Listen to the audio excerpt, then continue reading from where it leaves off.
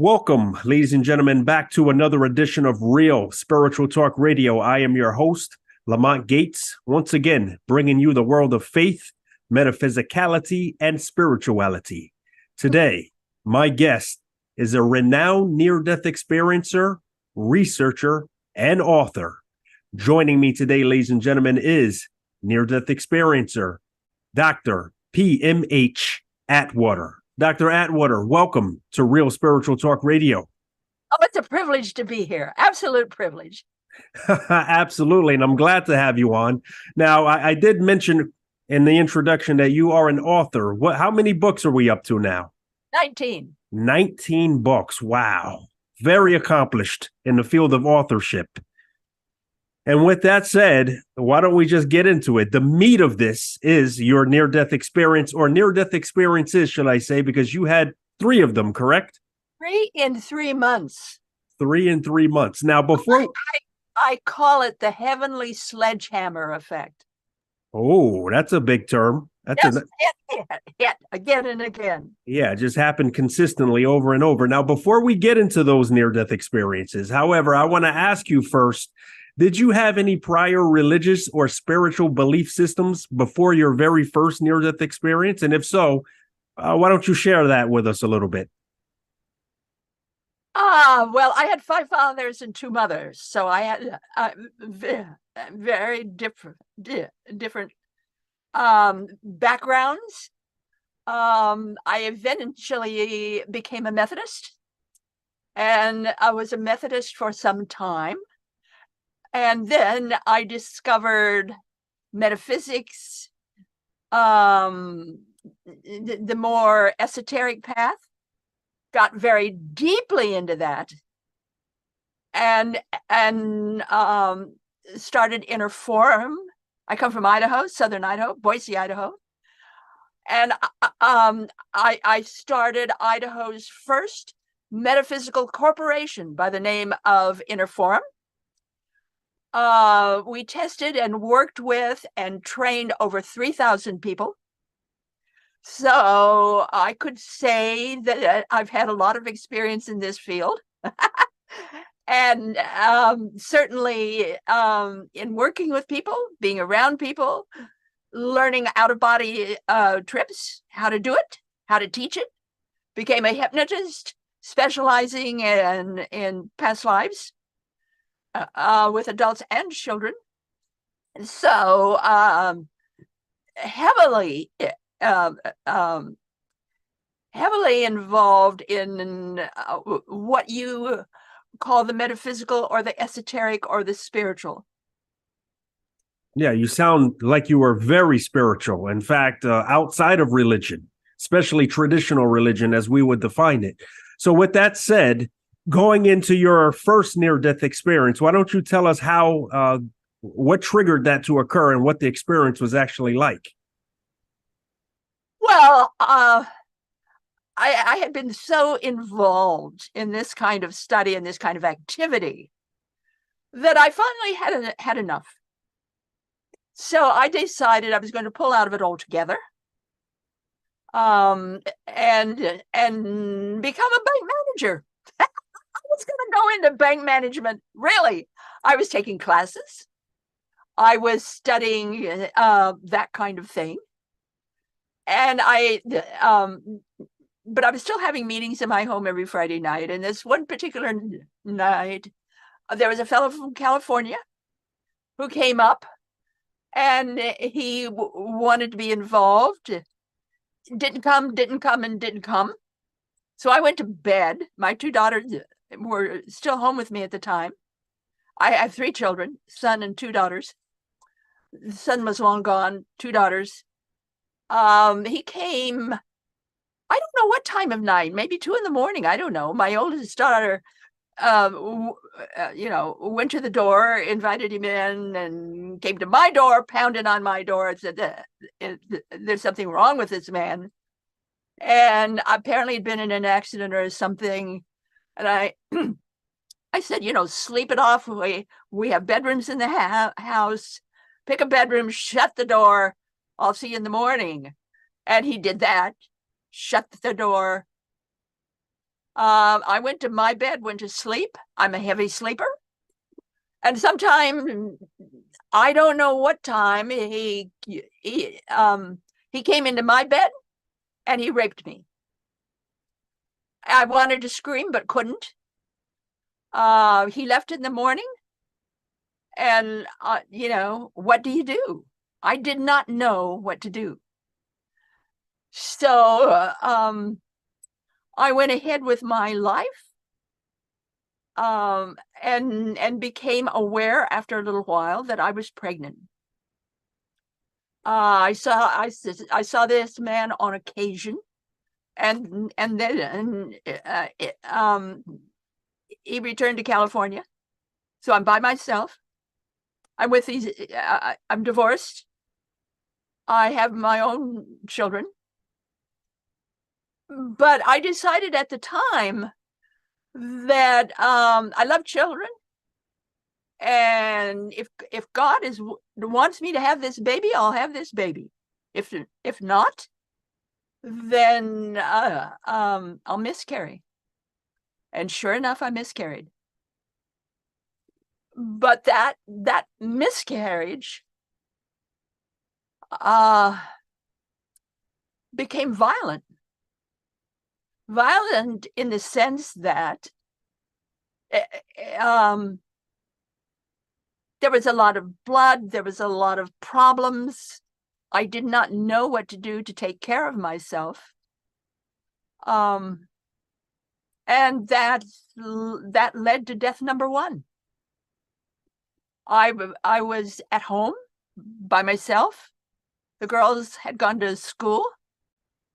I was too sick to go to work, or I felt sick.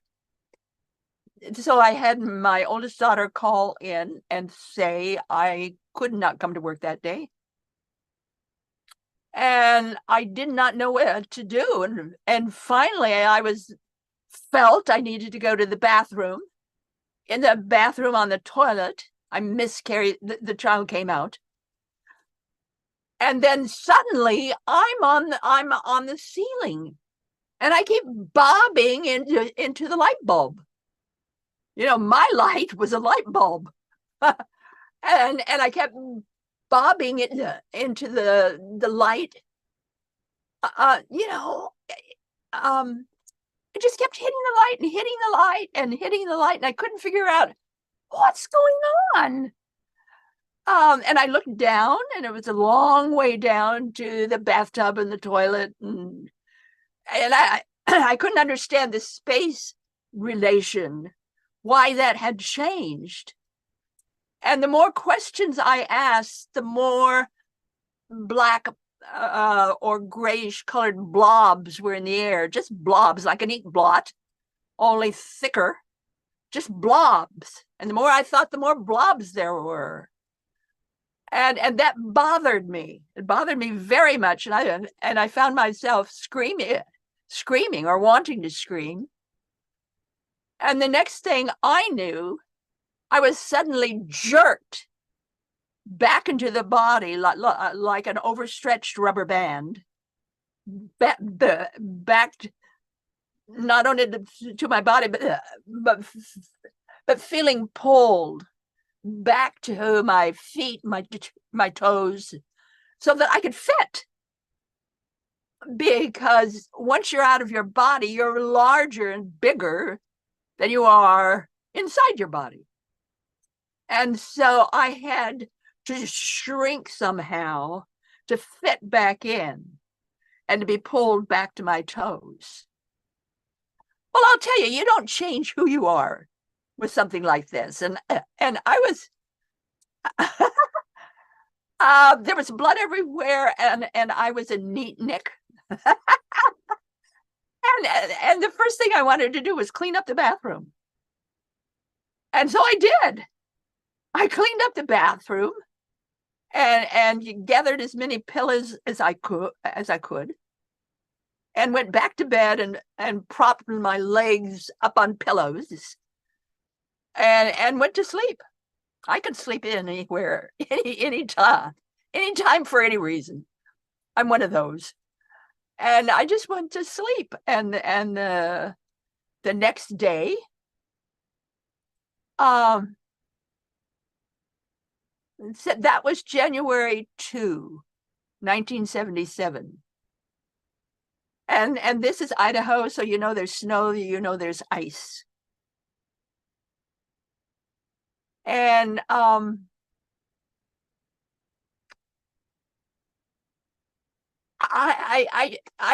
just remember that somehow, some way, I needed to go to the doctor. So my two girls who were still home, the oldest called in to work, and they went to school. I'm by myself. And how I made it out the door to my car, I have no idea. All I know was once I was in the car,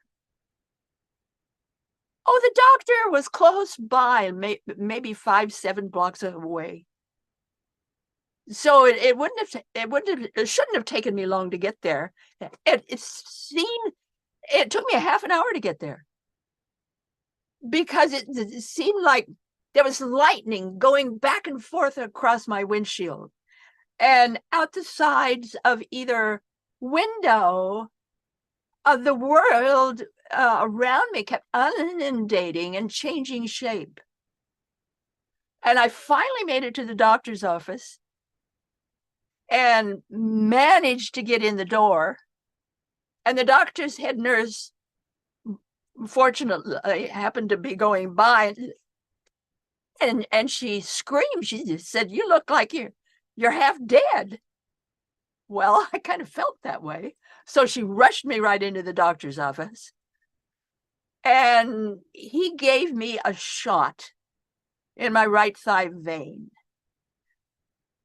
knowing, if he had read my chart, that I could not handle that medication. He knew I couldn't handle it. All he did was laugh that I got raped. A woman at my age, I got raped. And he just laughed at me. So he gave me this shot. I went back home. Took me about as long to get home as it did to get there. When I walked in the door, immediately the bleeding stopped. And I went right straight to bed. So the next morning, and we now have January 4, 1977.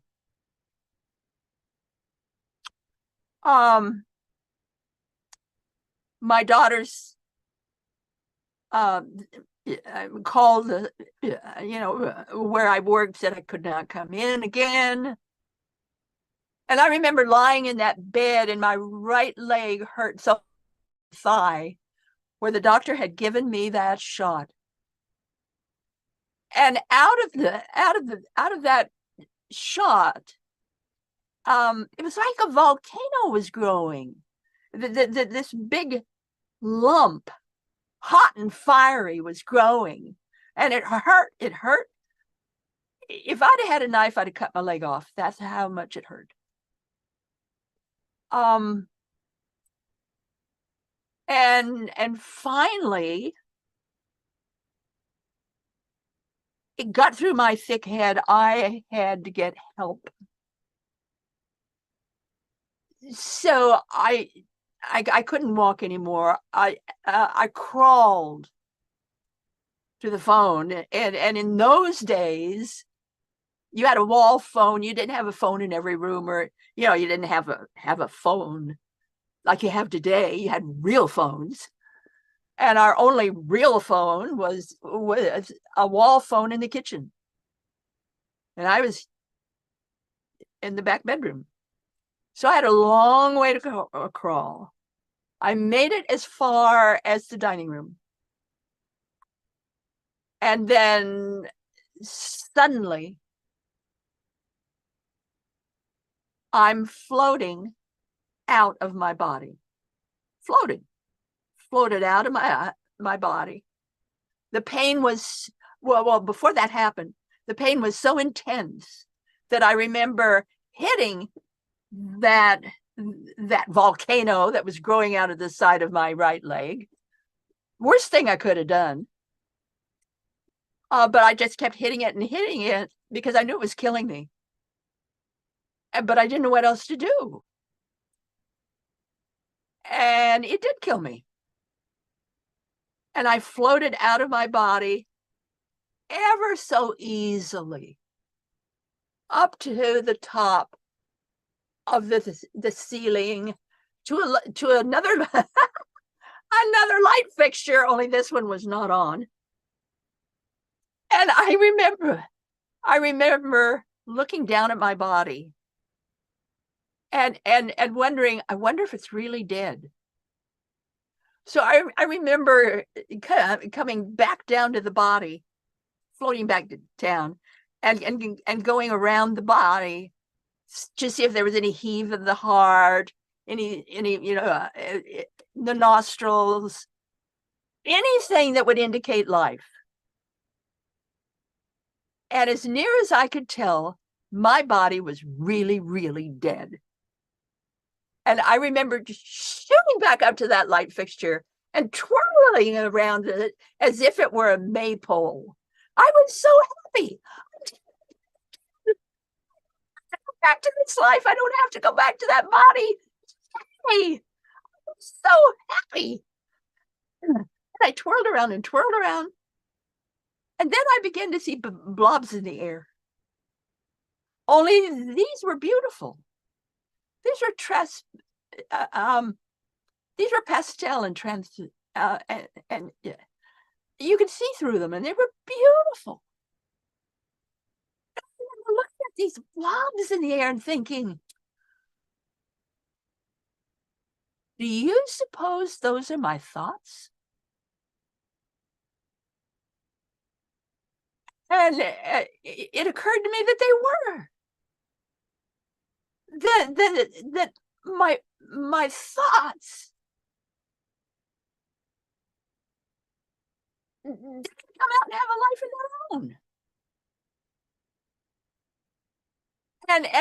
And so I decided, okay, I'm going to experiment with this.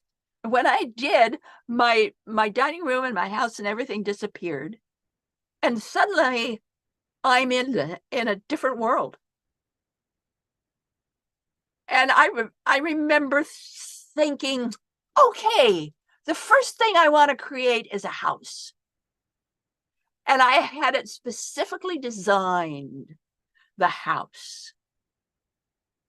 And I remember feeling an ache, like as if you're skiing for the first time in the winter, and your muscles kind of ache. Well, that's what it felt like. It felt like I was using muscles I don't normally use. So there was that kind of an ache. And sure enough, I had a house, a beautiful white house with pillars and and windows, and I remember going up the stairs and jumping up and down and turning the knob of the door and going all the way around it. And yes, it was a real house. And then I thought to myself, well, that's inanimate. Can I make something that's animate? So I decided to make an oak tree, a big, huge oak tree. And sure enough, it was there, roots and all. There was even insect holes in the bark. And I thought, oh, look at this. Look what I can do. So I started creating everything I could think of. Cities and people and dogs and cats and alleys and gutters and everything you can think of in the way of a city. I was creating them. And it was fascinating. Just fascinating.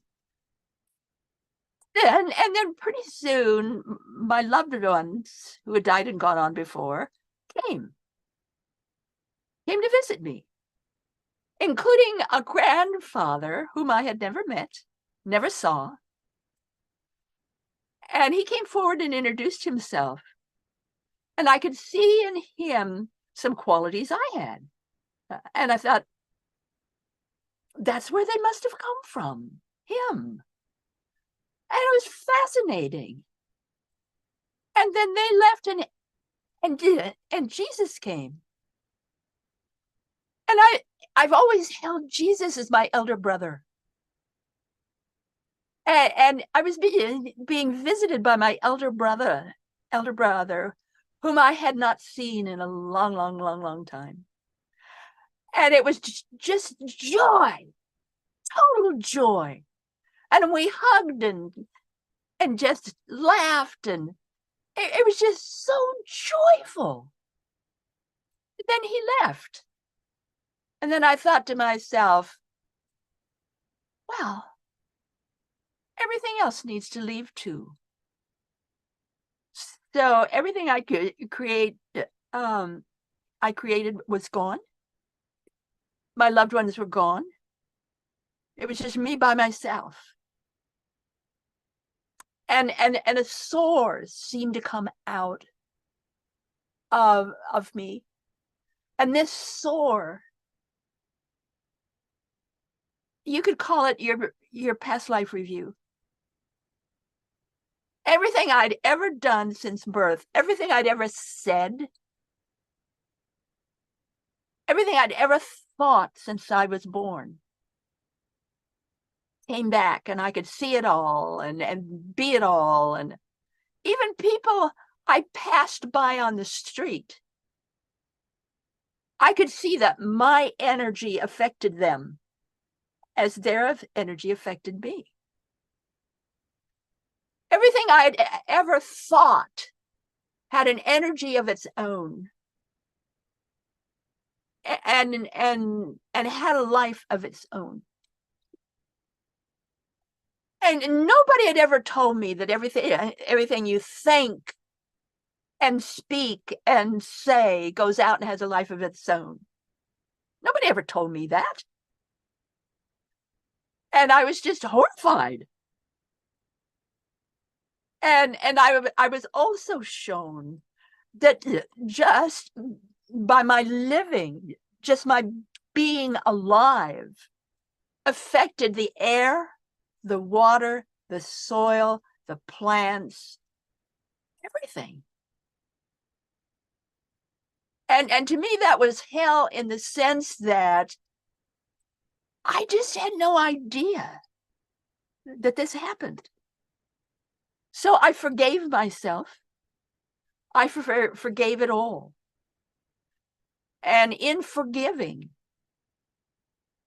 I floated back into my body as if I were on a magic flying carpet, back into my body. And instead of going the remaining maybe 3 feet to the phone,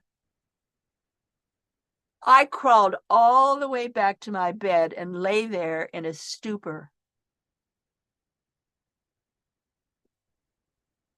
I don't know, maybe 2 or 3 days. Just gone. And the only thing that brought me out of that stupor was money. Money. My job. To go back to my job. How I got dressed, how I got in a car and drove all the way down to the middle of Boise, Idaho, where I worked, and walked up to my job, because we didn't have an elevator then. I don't know how I did that, but I did. And fortunately, my boss happened to be walking by, and she saw me and she screamed. She said, "You look like you're half dead." Her too. And she got me to a physician. And he said, there's no way I could be alive. Wasn't possible. No way I could be alive. But I was. So he sent me home. He did not send me to a hospital.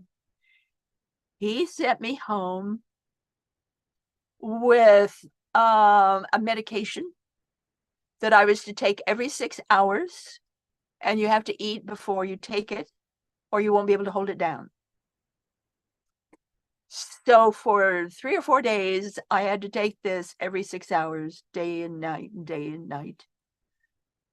And at the end, I was reasonably human.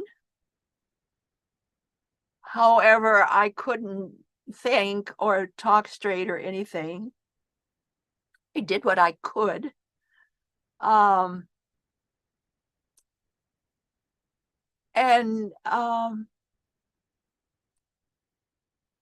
Did what I couldn't walk straight. I mean, I'm dragging my leg. Couldn't think straight. How I could manage a job, I don't know. All I know is, now that's January 4. March 29, I had my third near-death experience.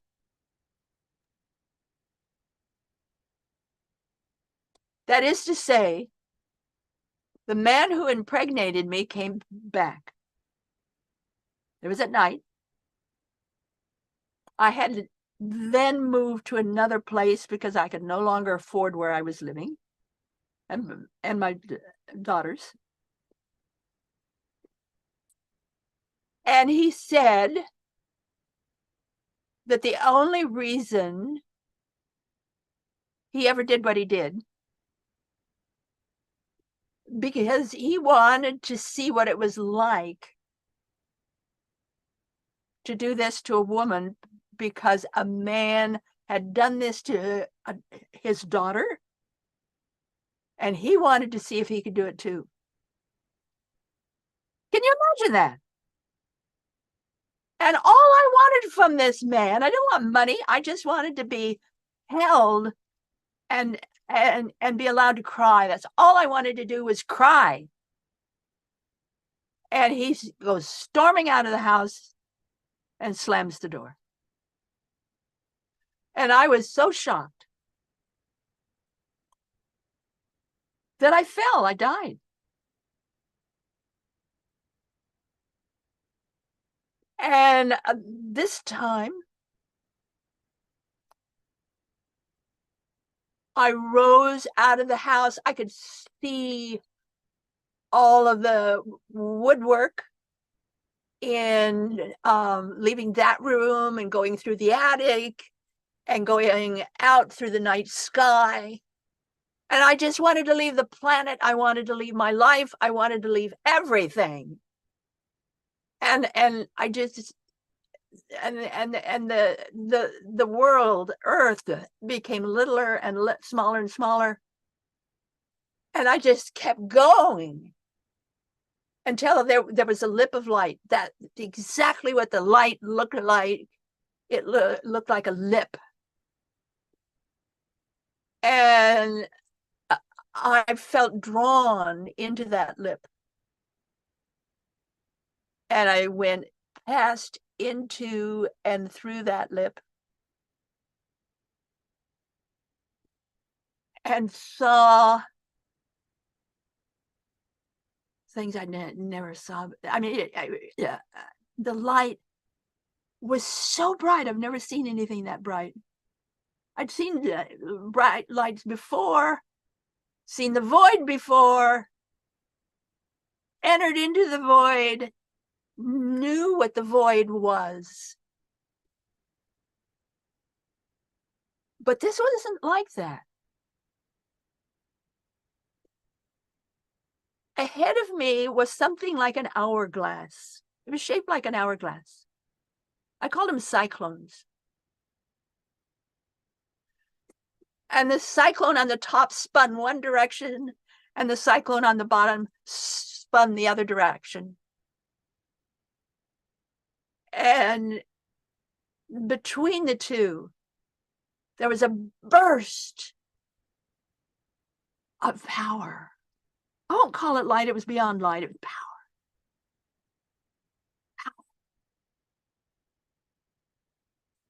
And all I wanted to do was just go into and through that power. Because I knew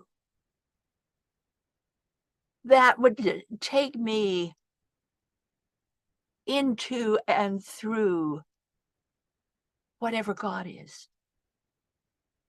That's where I was headed.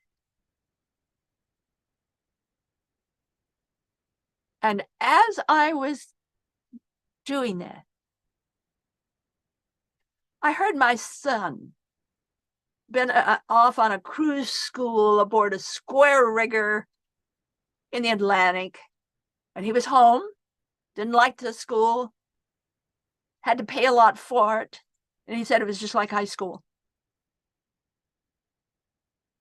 And he was home, and he was at the Black Angus bar in Boise, Idaho. My son is a Taurus, has a neck really thick, and he looks like a Black Angus. And he was at the appropriate bar for him. And he was tossing a few with friends, talking about his trip. And I didn't know this till a year later, when he told me what was happening. And he said he had a mug halfway to his lips. And suddenly he knew he had to go home. His mother was in trouble. And he said that out loud to everybody. I have to go home. My mother's in trouble. So he got in the car, went to where I was, and found my body. Now, we had taught all three of our children to always respect the inner voice. Always, always. And so instead of running to a phone and calling emergency, he instead first went within. And that voice within said, sit opposite your mother and talk. Doesn't matter what you say. Just sit opposite your mother and talk. And that's what he did. And I heard in his voice true unconditional love. That love was so perfect and so beautiful that I started to turn and go back to where he was. Because there I would learn unconditional love. And as I was turning, I heard a voice speak. I call it the voice like none other. And that voice said, test revelation. You are to do the research. One book for each death. It did not name book one. I really think that was coming back to life by my first big book. But I have no way of knowing for sure.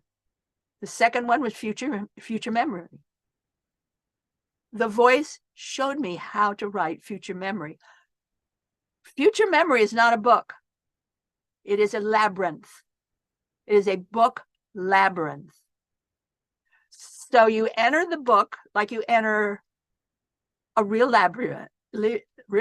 You stay on the path, and it'll circle just like a real labyrinth does, because it is a real labyrinth. You stay on the path. You don't skip read to the end.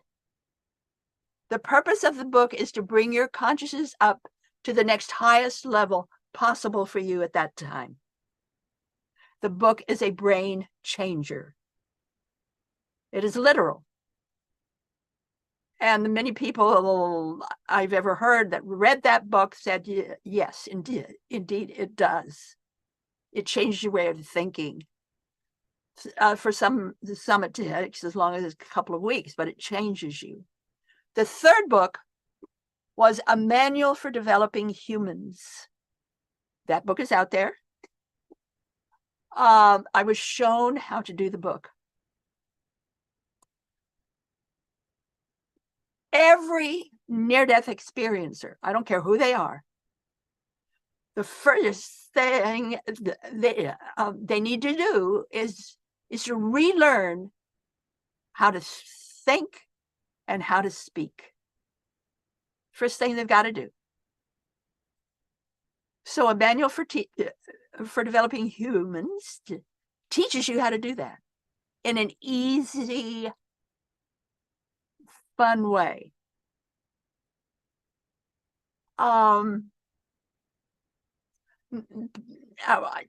Maybe 1,200 years ago, a long time ago, the word for us, humans, Hugh was the sound of God. Literally, Hugh, H-U, was the sound of God. So Hugh man, Hugh woman, we are all children of God. Literally, by being humans, we are children of God. So the purpose then of being a human, being a near-death experiencer, or just being a human, our purpose is to co-create with the Creator. We are here to fulfill God's plan for us. We are here to somehow go through what we need to go through in order to be who we are. So, A Manual for Developing Humans teaches us all how to be co-creators with the Creator. It's easy to go through the book. There's a lot of thought form drawings, which I did. It's a wonderful, easy book. So I was told to write those two specifically, and I was sent back. The first thing I did was turn from regular medicine to homeopathy and more of your integrative medicines. And from that, I was able then finally to come back, except I still had a lot of problems dealing with what I went through. What did it mean? You know, why all of this? And some friends of mine that November, early November, took me up with my doctor's permission to Seattle, Washington, to the Mind Miraculous Symposium. And the first person to speak was a physicist from Stanford. And he developed or found or thought that the eternal now could be charted through physics, and that he had done that. He could show us what the eternal now looked like. And I don't remember much of what the man said, but when he flashed up on that huge giant screen, what he could show everybody what the eternal now looked like through physics. It was the exact thing I had seen in my third near-death experience. And I remember getting up and running from that huge venue out and into the hallway, and I collapsed under a light sconce, and I was on the floor, and I was rocking back and forth, and I was saying, I'm not crazy. I'm not crazy. He saw it too. I'm not crazy. I'm not crazy. And from that moment on, I got well. And that takes us to 1978, when I had an opportunity to get a title at the bank. Can you imagine women getting bank titles? They didn't then. I was going to get a bank title. So I went to my boss to get my title. And I told her, I'm very sorry, but I'm going to resign. I'm going to leave and chase rainbows. And my boss said, sit down, don't say another word. At 4 o'clock that morning, she'd been awakened by a very vivid dream.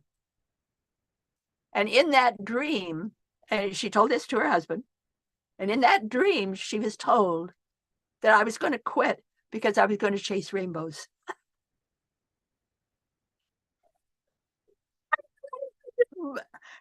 I was going to say, you knew about it before I did. And I sold my home and gave away or stored everything I owned, got into my little Ford Pinto, and left first to the West Coast, watching the sun set silver in the Pacific, and bouncing around until I got to the East Coast, where I could watch the sun rise golden from the Atlantic.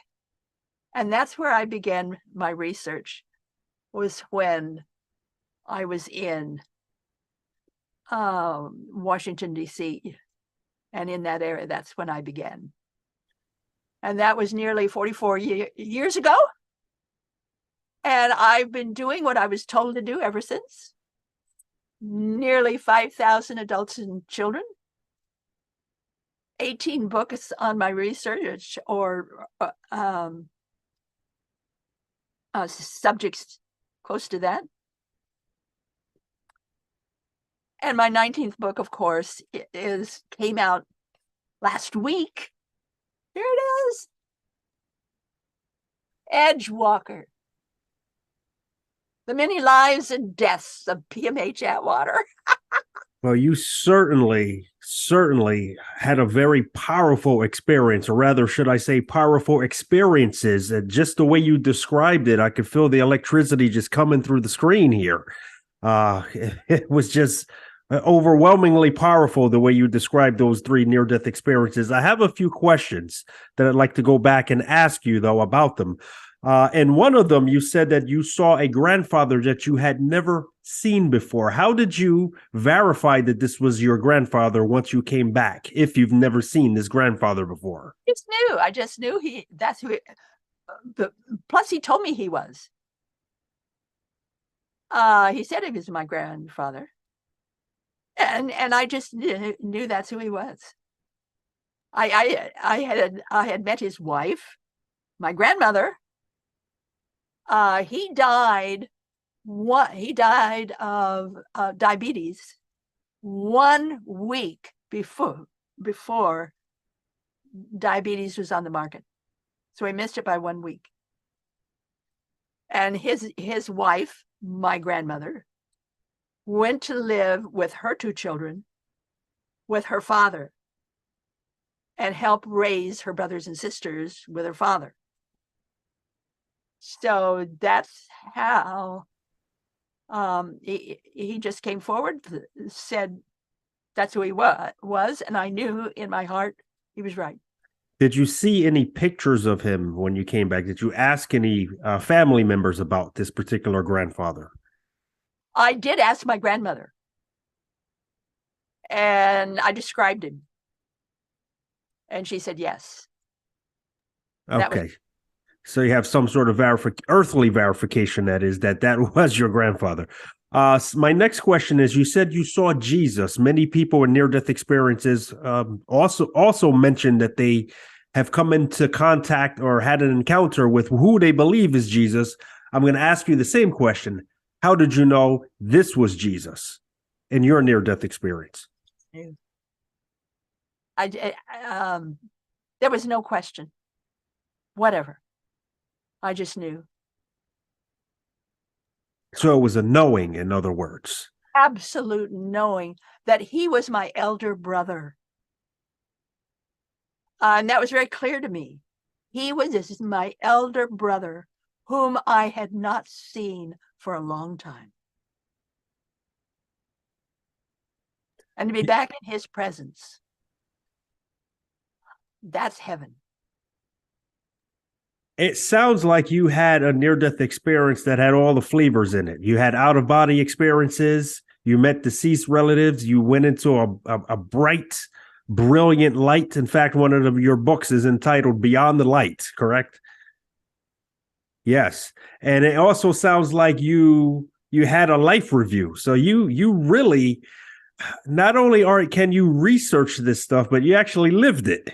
Yes, I did. Yeah, you actually lived or experienced a lot of these things that you find in different people's near-death experiences. Although they may not experience all of these characteristics, you seem to have had all of these things together in these 3 near-death experiences.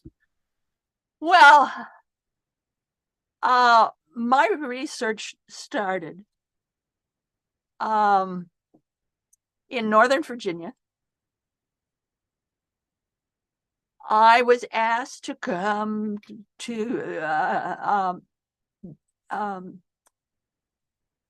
give my story, but you're going to love this. It was at a police station that had an extra room for community affairs. I'm a cop's kid. I used police investigative techniques as my protocol. So here I am, my first talk on this at a police station. So I thought, oh boy, is this appropriate? And I told my story. And one woman came up afterward, and there were stars in her eyes. And she said, "Oh, I wish something like this would happen to me, so I could be like you."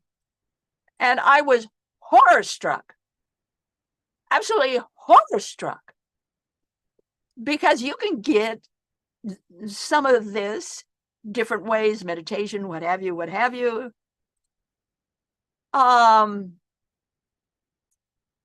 So from that moment on, I did not share my experience again for about 2 or 3 decades. And then just little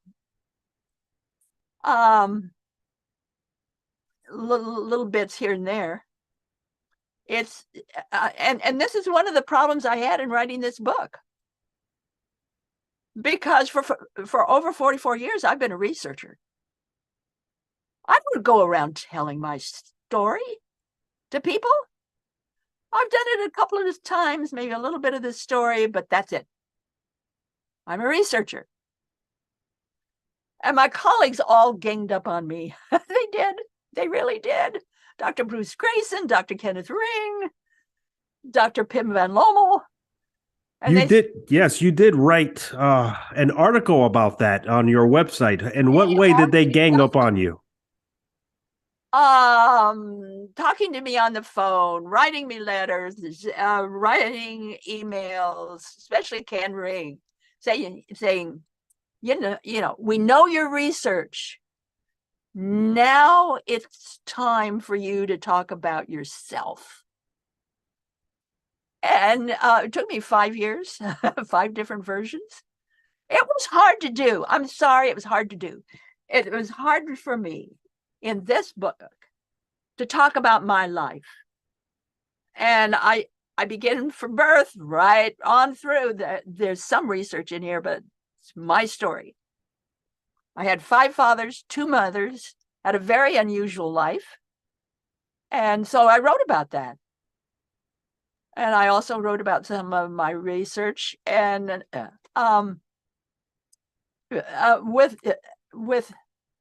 fear, with great fear that anybody would ever read it, and what would they think? You know, here I am, this researcher, and I've gone through all of this stuff, and you're gonna love this.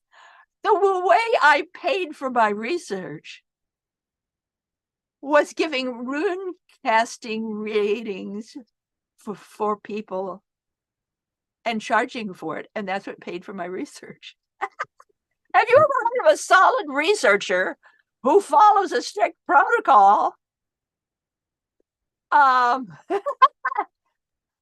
Who pays for their research doing rune castings? Well, speaking of your research and speaking of your esoteric spirituality before you had your near-death experience, I want to actually quote something or go into some research that you actually wrote about on your website. You wrote something entitled, "Is the Afterlife What We Think It Is? A Challenge from Near-Death Studies." And what you say there is that near-death experiencers tend to get what they need rather than what they expect. Would Right. that be true of your near? Absolutely true of everybody. Would that be true? So that's true of your near-death experience. It's true of thousands and thousands and thousands of people. Yes. Tens of thousands. Yes. Talk to us about this. I don't know what I can say except that you get what you need. You don't necessarily get what you think you're going to have. And very few people ever expect anything like this anyway. But you see and hear and feel and become what needs to happen.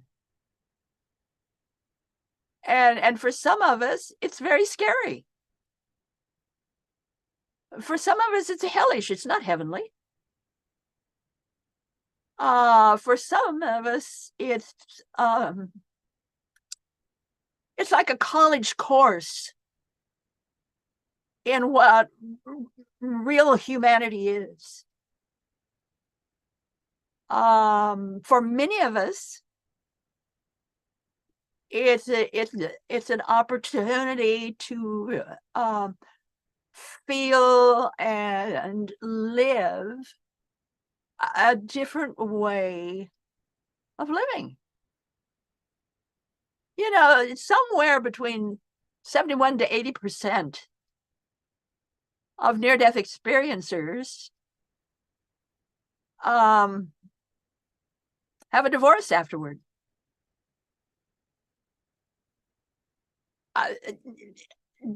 Just because you've had a near-death experience does not mean your family understands what you went through.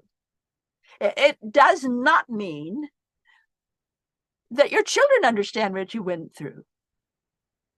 I'll give you a personal example. In my life, about a year after my experience, my oldest daughter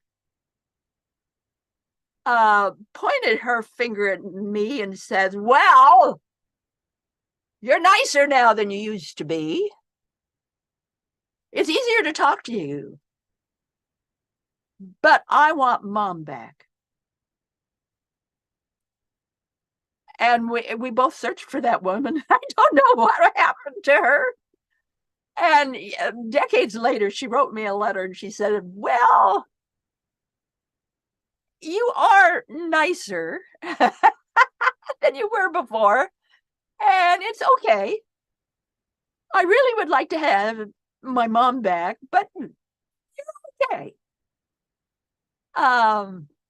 It's okay that you're the way you are. But it makes a huge difference in the person's lives, and that divorce rate is sky high, and it's very, very different for children too. Most of them have a really rough time in school or being with their parents. They know more than their parents do. They know more than the school teacher does. So it's hard for them to readjust to school, to readjust to being a kid, because suddenly they know more than they did before. They're very, very different afterward. So I don't know what else to say to you, dear one. You've said enough, actually. And I think I agree with you on the concept of you get what you need rather than what you expect. I interviewed two ladies, for example. One of them was a devout Catholic, and the other one was an atheist who, admitted several times that she misbehaved badly in life towards herself and towards others. The Catholic had a very hellish experience, and the atheist had a very enlightening experience, non-hellish. So I think for whatever reason, the Catholic individual ended up going into a heavenly one too. They perhaps got what they needed rather than what they were expecting. You mentioned hell and heaven, and I want to go to some research that you also talked about on your website. You wrote an article entitled "Is There a Hell?" from the Spring '92 Journal of Near-Death Studies. So what do you say? Is there a hell? There's a big sure there is controversy. Well, there's a controversy in the near-death experience community where some people are saying, well, hell is just mind-generated, where others are saying, nope, it actually exists. It is a place. What these people are experiencing are just as real as the heavenly ones. What do you say? Absolutely. There's a hell as well as a heaven. I think it was 1 out of 7 in my research base had a hellish experience rather than a heavenly one. But they learned from it. Absolutely learned from it. This one individual had skulls twirling all the way around her, and eerie screaming sky and sounds. But she learned from that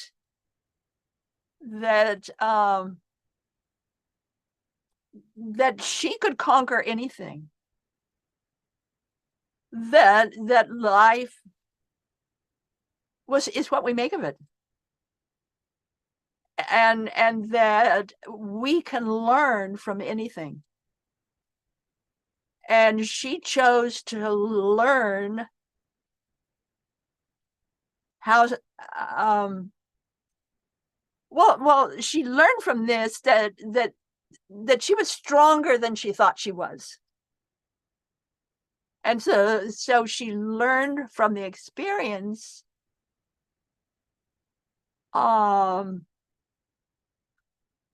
that she could handle anything that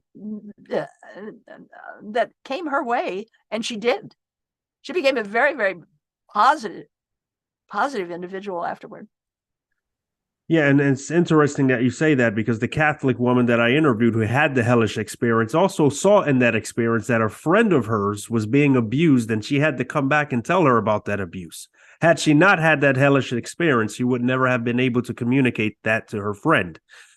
So, with all that said, Dr. Atwater, this has been a very enlightening and,